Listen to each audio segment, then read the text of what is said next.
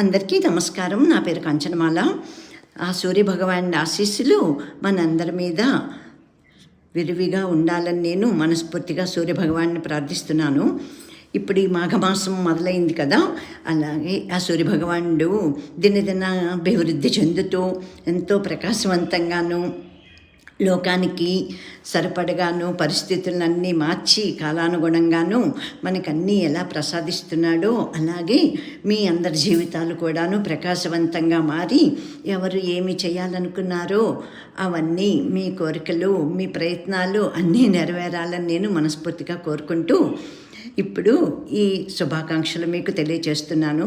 మాఘమాసం అంటే అన్నిటికీ శుభకార్యాలకి అన్నిటికీ కూడా ఆలవాలమైంది.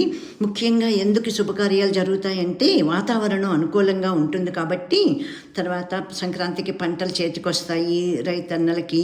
కాబట్టి ఈ మాఘమాసంలో పెళ్ళిళ్ళు, శుభకార్యాలు, గృహప్రవేశాలు అన్నీ ముమ్మరంగా ఉంటాయి. మీ అందరూ కూడా మీ కోరికలన్నీ నెరవేర్చాలని చెప్పి మీ అందరికీ భగవానుడి ఆశీస్సులు ఉండాలని నేను మనస్ఫూర్తిగా కోరుకుంటున్నాను.